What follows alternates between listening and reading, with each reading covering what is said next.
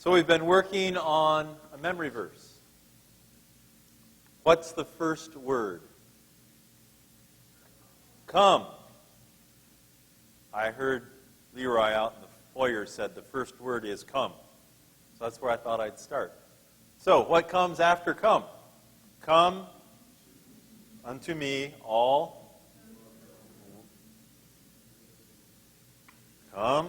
Come to me, all you who are weary and burdened, and I will give you rest. Let's have it up on the screen, Wes. Let's say it together. Come to me, all you who are weary and burdened, and I will give you rest. Take my yoke upon you and learn from me, for I am gentle and humble in heart, and you will find rest for your souls. For my yoke is easy and my burden is light. I keep working on it. I keep it in my Bible. And I can muddle around. I find myself getting all the ideas, but the words kind of get mixed around. This week, as I was working on this, there were two words up there that caught my attention. Weary and burdened. Weary and burdened. And as I read about Zechariah in Luke chapter 1, I saw him as a weary and burdened person. You can take the verse down now, Wes. Thanks. Zechariah was weary of not being able to talk. Nathan insinuated that maybe that was a blessing. And I'm sure there were some ways that it might have been a blessing. But just think a little bit about what it means not to be able to speak. Although I'm getting ahead of myself. Remember how Zechariah got into this? He was in the Holy of Holies, burning incense on behalf of the children of Israel. And the angel Gabriel came and stood beside him and said, "You and your wife Elizabeth will have a child." And Zechariah doubted. Zechariah said, "I don't think so." And even though the angel Gabriel told him that's what it's going to be, the consequence of his taking a step away from God was that as he came out, he couldn't speak. So from somewhere at the inception of this child that his wife is carrying, he had months and months of not speaking. Today, probably it wouldn't be such a big thing to lose your voice. Right? Because you can still text. You could still tweet. You could even send emails. We have another whole way of giving voice to what we want to say. We're told that Zechariah used hand signs. And of course, there's always body language. That's what I'm using right now. I'm talking like this. But without a voice, Zechariah couldn't call across a room to get his friend's attention or answer Elizabeth's request to take out the garbage, saying, "I already did it." But even more so, our voices allow us to express the fine details of our feelings and desires. Our voices allow us to share our ideas and our opinions. One night this week, Sharon and I were watching one of the shows that brings singers. I don't know even the name of the show. What? America's Got Talent or The Voice? I don't know. America's Got Talent. It's not in my notes. I didn't rehearse it, so therefore the confusion. But what I wanted to say was the contestant that they had brought out had lost her hearing when she was 18 years old. And so she would start from a pitch, find a pitch, she could feel it, and then from there she sang beautifully. But she could not hear. She had a translator there who was signing to her everything that the judges were asking her. That voice allows us to express things that are deep down inside of us. Zechariah couldn't do that for months and months. I also remember a time at Heston College where one of my fellow students stuttered. Stuttered so badly that it took a long time for him to say anything. And people at the beginning were very courteous. They would stand and listen to him until he got everything out. But as time went on, people lost patience and they weren't willing to stand and listen to him go on and on and on. And so, remembering that experience makes me wonder how many of Zechariah's priest friends got tired of him trying to communicate and walked away from the conversation. To not have your voice for 10 or 11 months is a long time. Zechariah embodies Matthew 11, weary and burdened and looking for rest. A situation arose with this boy child, his naming. The religious leaders expected that his name would be Zechariah. That's what everybody else did.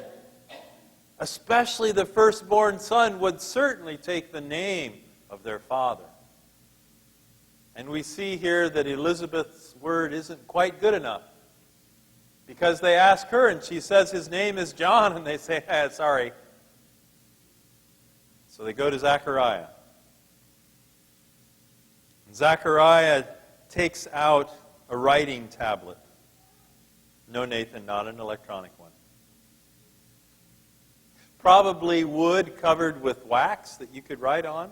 Or what we saw in Somalia was a piece of wood, and they would take charcoal and write on that. And when you were done, you could wipe it off.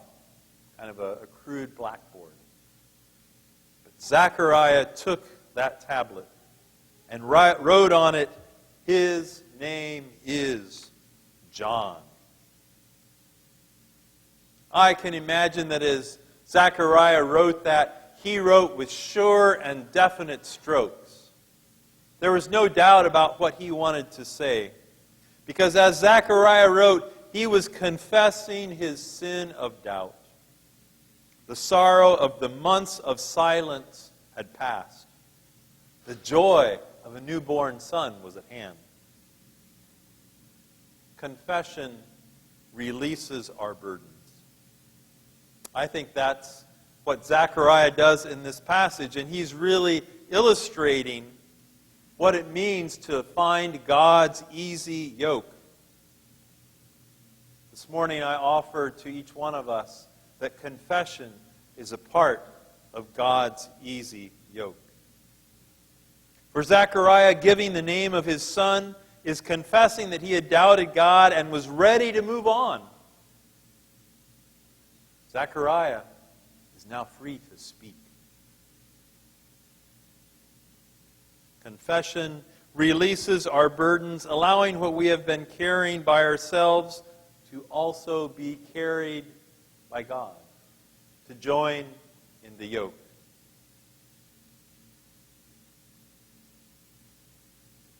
Confession can also be words giving praise for what God has done.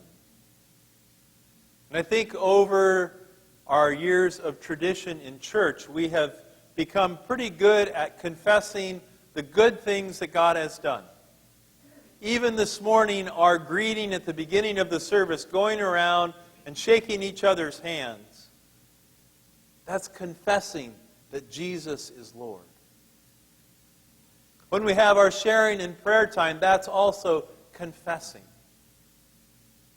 But the other part of confession, where we talk about the things that aren't quite right inside of us, we're a little more uncomfortable with that.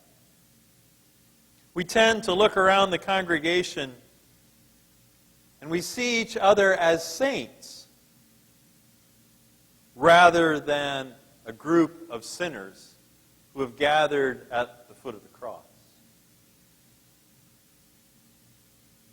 What that means is that we look around church, we look around this group of people, at others. And we feel that everyone else has advanced to a level of holiness. Everyone else has gone out here and they're now holy and good, and I'm still stuck back here somewhere. And the catch that Satan wants us to think about is that we all think we're back here and everyone else is out there and we're all still back here.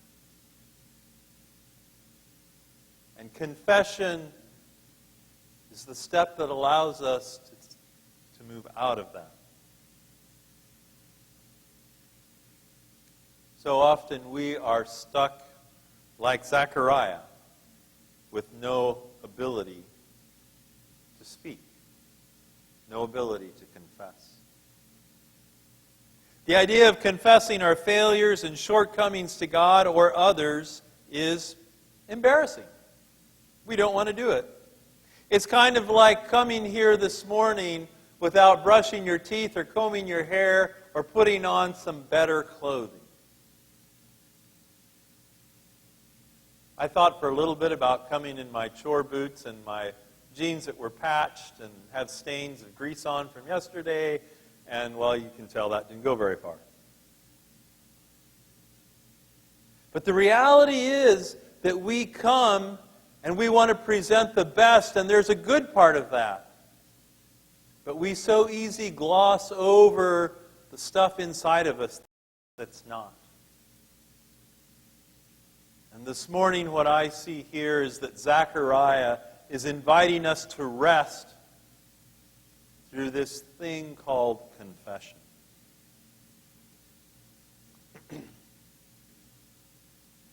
James 5:16 says, "Therefore, confess your sins to each other and pray for each other so that you may be healed.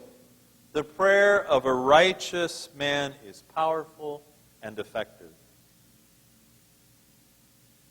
Richard Foster, a writer and a pastor, says, "When we mutually confess, we release the power that heals. Our humanity is no longer denied, but transformed." God's work on the cross, God's act of grace, is more than enough to cover any of the weariness or the burdens that we carry. Christ's yoke of rest is teaching us to confess both the stuff that keeps us from speaking and the stuff that gives us life. Both give us life. I like what German pastor Dietrich Bonhoeffer said. "As long as I am by myself in the confession of my sins, everything remains dark. As long as I am by myself in the confession of my sins, everything remains dark. But in the presence of a brother, the sin has to be brought into the light." We can tell ourselves about what's going on inside of us, the darkness or the things that hinder us. We can tell that to ourselves. But until we can tell that to God or to another brother or sister, it remains hidden. And once we bring it into the light, it is available for Christ to heal and touch.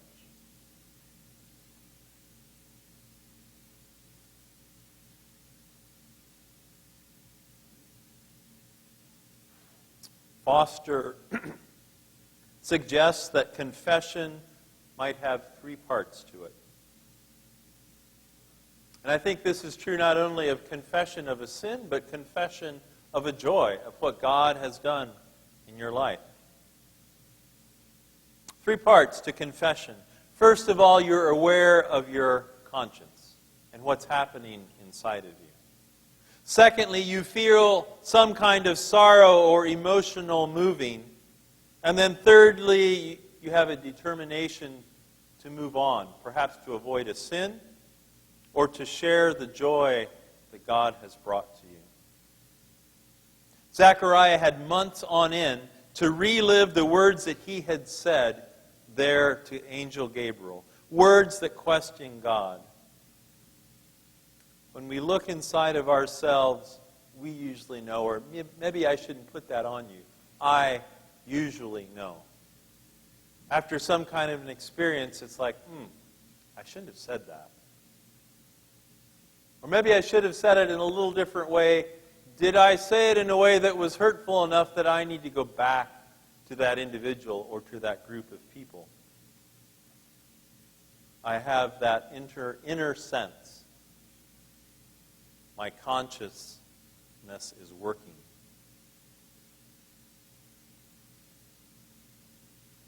There's something wrong, and I need to make it right. And out of that, there's a sadness. Maybe I broke a relationship.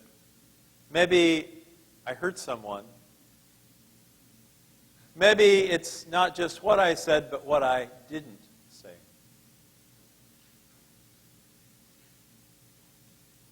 And then finally,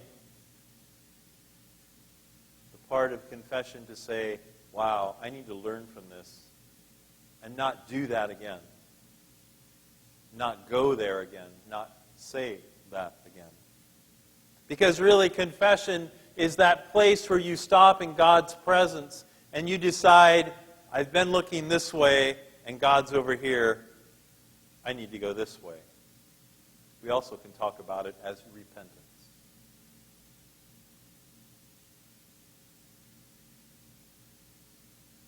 Zechariah was yoked to God. The weariness and the burdens were now with God as he had confessed his sin.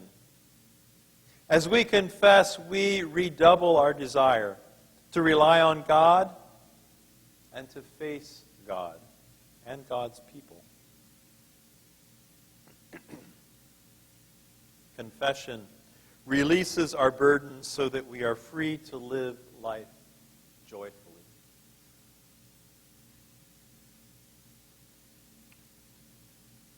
Read a couple chapters in Richard Foster's book, and he shared the following experience about confession. And as you listen to his experience, think about your own. Because in a few minutes, I'm going to invite you to step into a time of confession. Richard didn't really have a sense that there was a problem in his life. It was just that occasionally he would come upon situations where he felt like he lacked God's power. And he kept wondering, is there something in my life that is blocking me from being a full Christian? Is there something I've done that is keeping me from really serving God fully? And he prayed about this for months. And you know what the answer was that he got? Nothing. Nothing. And yet, as time went on, he still had this inner sense. So he decided to look at his life in 3 compartments: childhood, adolescence, and adulthood. He took a tablet and he gave himself a number of hours of uninterrupted time to pray and to meditate. And anything that came to his mind from his early childhood that might have been a sin or he needs healing from, he jotted it down. And he did the same thing for childhood, adolescence, and adulthood. And then he called a good friend, a Christian mentor. He told him what he was doing. And on the appointed day, he took his sheets of paper, which now, as I think about it, in some ways, it was his heart, his life. He had written on those papers because he tried to be honest. And he went into his friend's office and he sat and he started reading down through all of these things that had come to mind. Some of them were very painful.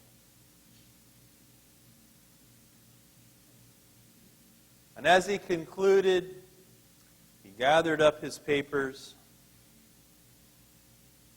and he took them and he was ready to put them back into his briefcase. And his friend reached over and took the papers. He never said a word.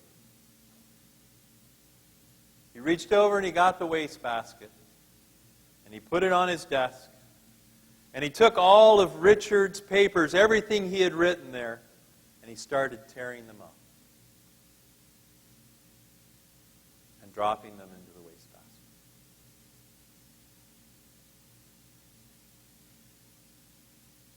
Then he laid his hands on Richard and he said, God forgives you, and I forgive you. Be healed of these burdens. And then he prayed a prayer of blessing that took him into the future. Richard wrote, I didn't really feel a huge difference the next week or the following week. But suddenly, in my time of dealing with other people, I realized that I did have a different power. And it wasn't so much those things that got torn up into the wastebasket as the prayer of blessing that sent me off into the future.